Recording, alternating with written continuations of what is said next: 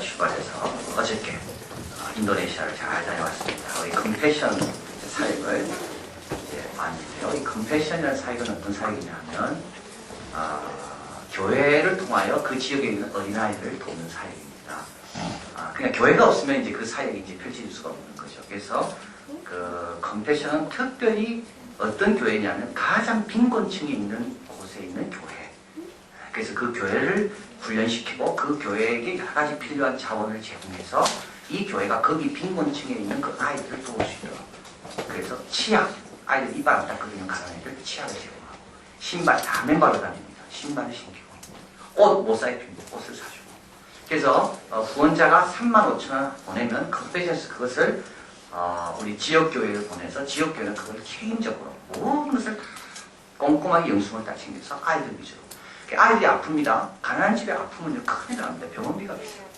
근데 아프면 컴패션에서 다 나을 때까지 도와줘요. 그러니까 가난한 사람들은 컴패션에 있는 교회에 자기가 한번 속하면 그거는 그 부모들의 걱정이 드는 겁니다. 파일을 봤는데요. 그 파일에 이 아이 한 명, 그 가난한 아이입니다. 빈곤층의 가난한 아이. 그 아이가 출생부터 지금까지 출생신고도 안 돼 있는 아이를 출생신고를 다 시켜주고, 그 아이의 성적표까지 다 관리하면서 그 아이를 위해 기도해주고 인도하고. 힌두 지역입니다. 그 한 160명의 아이인데요. 전부 150명은 힌두교의 아이들이에요. 힌두교도 거기 보내고 싶어요. 자기 아이를 가난하게 못 키우니까. 교회에서 신앙교육 시킨 거 알면서도 보내는 겁니다. 그리고 컴패션은 선교적인 목적이 있기 때문에 그냥 안 받고 안 믿는 사람의 아이부터 먼저 받아요. 그래서 기독교는 15명이고 안 믿는 아이들이 150. 그 아이들이 찬양하고, 그 아이들이 꿈을 키우고, 그 아이들이 공부를 하고, 책부터 시작해서 교과서, 노트, 모든 것을 다 그 아이 한 명만을 위해서 제공해줘요. 이 컴패션. 그래서 이거는 선교사님들도 있지만 선교사님들이 거의 사역을 하지 않고요. 가장 가난한 지역에 있는 그 현지 목회자가 그 사역을 합니다. 그걸 이제 보러 간 거예요. 그래서 자카르타가 이제 인도네시아 수단이니까 자카르타에서 이제 제일 가난한 사람들이 모여있는 곳을 간 겁니다. 그게 어디냐면 쓰레기더미죠.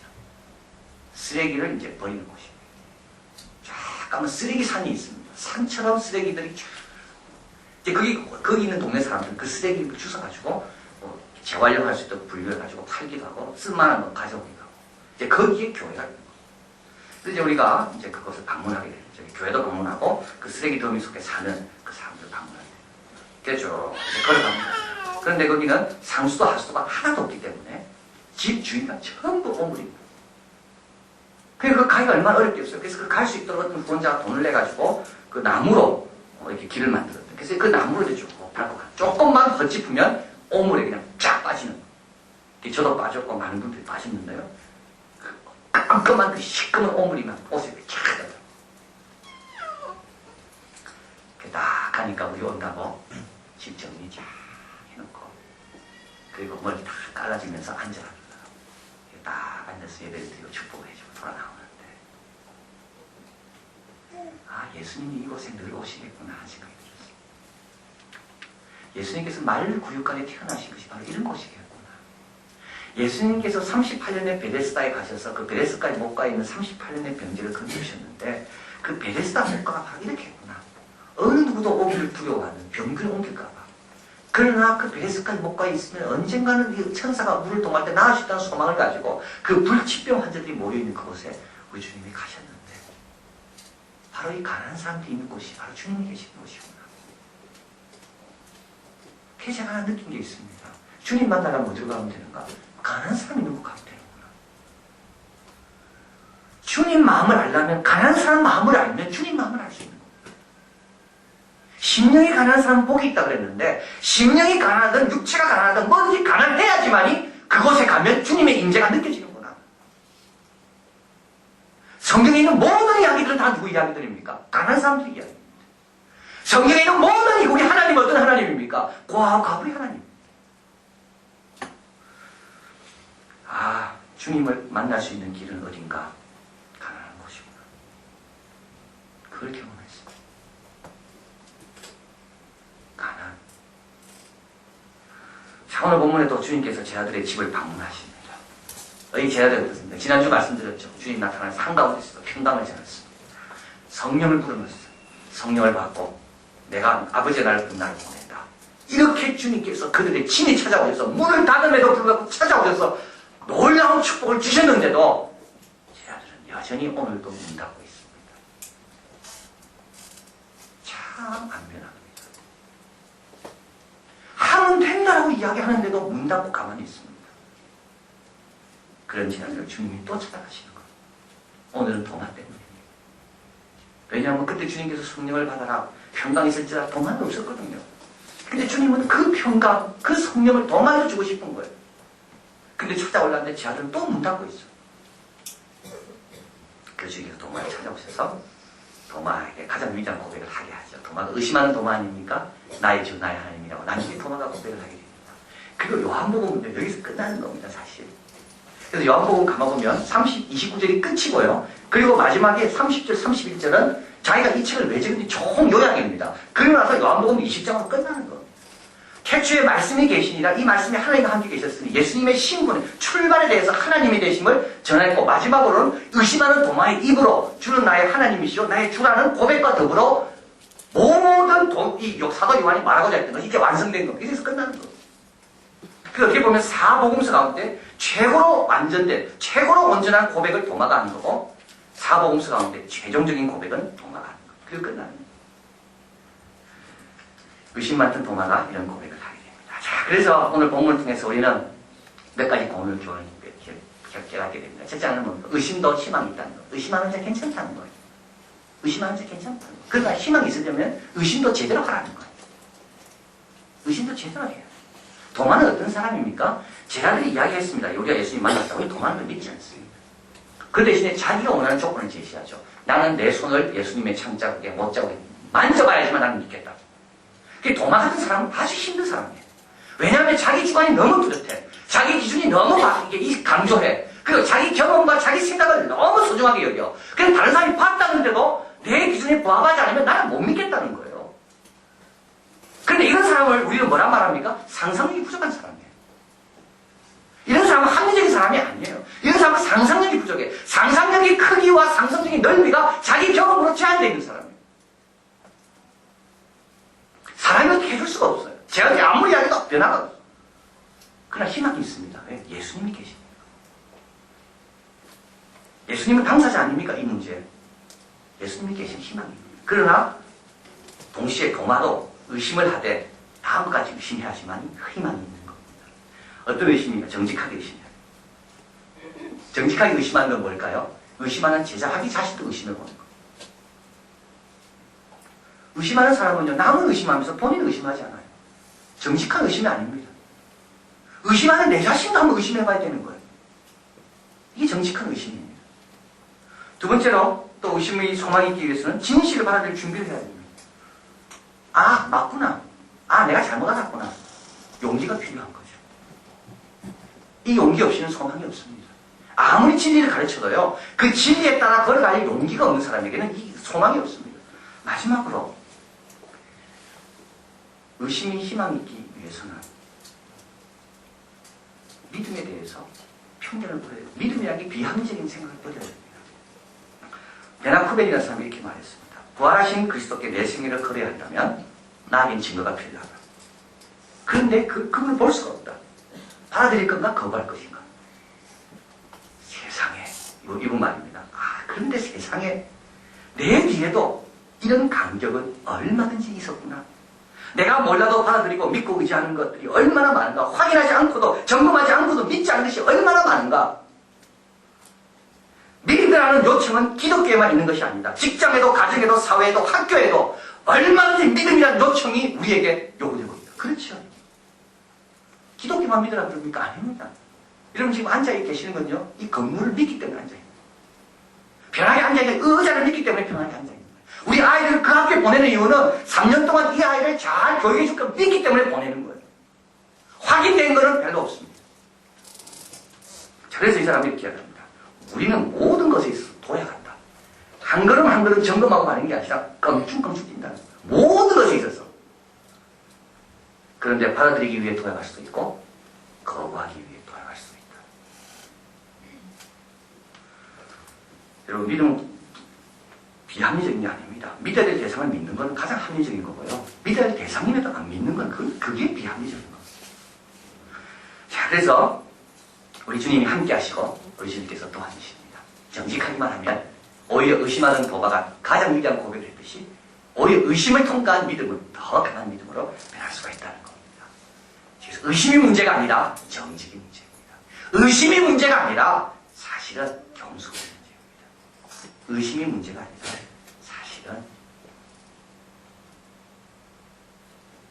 사실은 마음이 문제입니다. 의심이 문제입니다. 자, 그래서 소망이 있는 사람은 누굴까요? 의심하는 자가 아니라 마음이 겸손한 자가 소망입니다. 자, 그리고 두 번째로 오늘 본문에서 주님께서 우리에게 주시는 교훈은 공동체입니다. 자, 26절에 같이 한번 읽겠습니다. 8해를 지나서 제자들이 다시 집에 있을 때 도마도 함께 있고 문들이 닫혔는데 예수께서 오사 가운데 서서 가시되 너희에게 평강이 있을지어다. 왜 8해입니까? 의심하는 도마, 우리 주님 다 들었거든요. 도마가 뭘 원하는지. 도마는 예수님 안 계신 줄 알고 마음대로 이야기했어요. 그런데 예수님 바로 옆에 계셔서 다 들었어요. 근데 예수님께서 당장 나타나지 않습니다. 8일이 지나서. 이 말은 뭔가요? 도마에게 공동체의 소중함을 알려주시기 위해서 그렇습니다. 도마 같은 사람은요, 기질적으로 공동체를 부담스러워합니다. 왜냐하면 공동체가 자기를 설득시킬 수가 없기 때문에. 공동체 같은 사람들이 자기를 설득할 수 없다는 걸 알기 때문에 도마는 공동체보다 자기가 항상 위에 있다고 생각해요. 근데 주님께서 도마를 겸손하게 하시고 공동체를 통하여 네가 얼마나 많은 복을 누리는가 가르쳐주기 위해서 주님은 일부러 도마가 겸손하게 제 아들 무릎에 들어올 때까지 말씀 안 하고 계십니다. 제가 미국에서 그때 오면서 USA Today죠. 그 신문을 봤습니다. 그 신문은 보통 그냥 신문입니다. 기독교 신문이 아니고. 근데 그 신문에서 이제 그 시리즈로 뭘 집중적으로 조사하냐면 미국의 그 독실한 기독교인들에 대해 조사를 하고 있는 거예요. 근데 그 고난은 무슨 날이냐면 미국의 성공한 기독교인들, 아주 탁월한 기독교인들, 그런 사람들이 교회 출석을 잘 안 하고 있다는 것을 보고하고 있는 거예요. 독실한 자기 주님을 사랑하지만 그러나 나는 너무 탁월하기 때문에 스포츠맨이라든지 뭐 연예인이라든지 또는 유명한 사업가라든지 안 그러면 대학자라든지 이런 사람들 가만히 보니까 교회에 안 다닌다는 거예요. 그리고 자기들끼리 모여서 성경 공부하고. 왜 그러냐니까 교회 가니까 정말 늦었다는 거예요. 자기 수준이 안 맞다는 거예요, 교회들. 맞겠죠? 그렇게 탁월한 사람이 교회 성도를 만나면 이게 맞겠습니까? 안 맞는 거예요. 그렇게 경영에 합리적으로 경영하는 사람이 교회 와서 보면 어수선한 거죠. 흠이 너무 많이 보여. 그래서 안 온다는 거 아니에요, 교회. 근데 기자가 그분 기독교인지도 모르겠어. 이렇게 말해요. 그러면서 그들이 잃어버리는 게 있대요. 그게 뭐냐면 현장을 잃어버리는 거예요. 보통 사람들이 잃어버리는 거예요. 여러분 사도 바울이 했던 유명한 말이 있습니다. 고린도전서 1장입니다. 형제들아 너희 부르심은 뭐라? 육체를 따라 지혜 있는 자가 많지 않고 능한 자가 많지 않고 문벌 좋은 자가 많지 않도다. 그러나 하나님께서 세상에 미련한 것들을 택하사 지혜 있는 자를 부끄럽게 하시고 세상에 약한 것들을 택하사 강한 것들을 부끄럽게 하시고 천한 것들과 멸시받는 것들과 없는 것들을 택하사 있는 것들을 폐하려 하시나니 너희는 하나님께로부터 나서 그리스도 예수 안에 있고 이것보다 더 귀한 자들이 있나요? 하나님께로부터 나서 예수 그리스도 안에 있는 사람보다 귀한 자가 있습니까? 우리가 만나는 사람 가운데 제일 복받고 제일 놀라운 보배를 갖고 있는 사람이 누군가요? 예수 믿는 사람들 아닙니까? 예수는 하나님께로 나와서 우리에게 지혜와 의로움과 거룩함과 구속함이 되셨습니다. 우리 주님 말씀 안 해줍니다. 겸손할 때까지 주님의 몸된 교회를 주님이 머리고 몸인 교회를 겸손하게 받아들일 때까지 주님 말씀 안 합니다. 몸과 머리는 떨어지지 않습니다. 몸을 무시하시면서 머리로부터 뭘 받기 원한다고요? 그건 주님 하지 않습니다. 자, 그래서 도마가 자기 마음의 속이 어디서 풀립니까? 제 아들이 있는 곳에 들어올 때 풀립니다. 도마가 봐도 제 아들은 답답합니다. 그렇게 부활의 소식을 들었으면서 문 닫고 있는 제 아들이 답답하죠. 그럼에도 불구하고 그 답답한 공동체에 들어올 때 주님이 두세 사람으로 내 이름으로 모인 그곳에 나도 그들 중이다. 도마의 문제가 풀리는 겁니다. 자, 그래서 의심하는 도마, 정직하게 의심하며 겸손하게 의심하며 소망이 있습니다. 그리고 공동체에 오면 이 도마도 소망이 있습니다. 자, 마지막으로 주는 경우는 있는데요. 그것도 한번 같이 29절입니다. 같이 있습니다. 예수께서 가라사대 너는 나를 본고로 믿느냐 보지 못하고 믿는 자들이 복되도다 하시니라. 2000년 교회 역사 가운데 바로 이 말씀 때문에 교회가 살아있고 주님 살아있는 증거입니다. 안 그러면요, 봐야만 믿는다면 도마 그 당시만 예수 믿었을 거예요. 그러나 주님은 보지 못하고 믿는 것이 복되도록 만들어놨습니다. 보지 못해도 얼마든지 주님 사랑할 수 있고, 보지 못해도 얼마나 주님께 충성할 수 있고, 보지 못해도 주님과 관계가 얼마나 깊어질 수가 있어요. 자, 그래서 여기서 참 우리에게 중요한 걸 이야기합니다. 제가 이번에 컴패션 사역을 돌아보면서 일주일 동안 주님께 주신 도전이 바로 이겁니다. 보지 못하고 믿는 자가 복되다. 우리는 보지 못한다는 것 때문에 얼마나 안타까워합니까? 우리는 보지 못하는 것 때문에, 이게 보지 못하는 거죠. 보지 않는 게 아닙니다. 보고 싶지만 보이지 않아서 얼마나 힘들어합니까? 그러나 실제로 우리를 사랑해서 보지 못하게 만들었다는 겁니다. 왜 여러분 보지 않고 믿는 게 복일까요? 보는 것보다 믿는 게 복일까요? 우리는 보고 싶은데요. 첫째는요, 우리 제대로 못 봅니다. 여러분 본대로 결정하려면요, 우리 다 틀립니다. 우리 빙산의 일각입니다. 여러분 빙산의 일각이라는 말 있잖아요. 보이는 거는 10분의 1밖에 안 된다는 거예요. 그거 가지고 그 산을 평가하기엔 그건 다 틀린 겁니다. 우리가 보는 거는요, 굉장히 우리는 잘못 볼 수 있습니다. 보는 대로 결정하다 보면 우리는 다 실수하고 다 실패합니다. 사람도 마찬가지입니다. 그 사람을 내가 본 게 이렇게 갑니까? 아닙니다. 그 순간 본 거 가지고 판단하면 틀릴 사람들이 너무 없습니다. 우리는 제대로 못 볼 때가 너무 많이 있습니다. 또 한 가지요. 참으로 중요한 내용인데요. 보고 결정하려면 늦을 때가 너무 많이 있습니다. 보고 결정하려면. 노아 보고 방주를 만들어야 되잖아요. 비 오는 거 보고 결정하려요. 그러면 다 죽습니다. 선악과를 따먹지 마라 그랬어요. 정령 죽는다고. 근데 이브가 한번 먹어보고 결정하려요. 에덴은 쫓겨난 거예요. 천국이 있다고, 영생이 있고 부활이 있다고. 내가 한번 죽어보고 보고 결정하려요. 하나님께서 우리에게 요구하시는 믿음은요, 거의 다 믿음으로 결정해야지 나중에 보게 되는 겁니다. 보고 결정하려면 늦고 후회하고 실패한 것이 너무 많이 있어요. 죄가 그렇습니다. 죄가.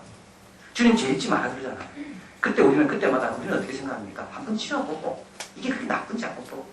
근데 그때는 내가 달라져 있어.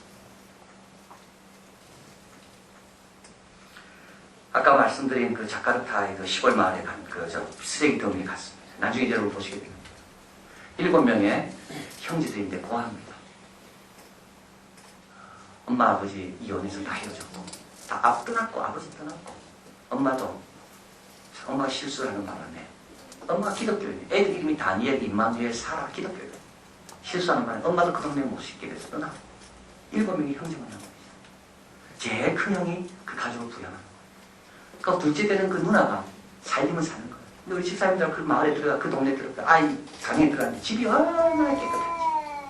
그리고 그 2명은 다 못 먹이니까 컴패션하는 고아원에서 먹어요.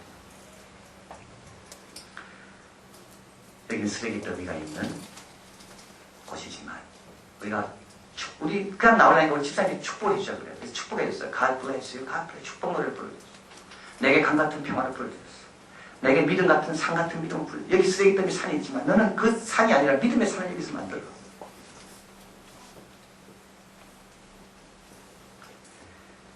그리고 나오려는데요, 이 생각이 자꾸 드는 겁니다. 그 큰 형에게 동생들 키운다고 얼마나 수고했어. 공부도 못하고. 이 주님 마음이 그래요.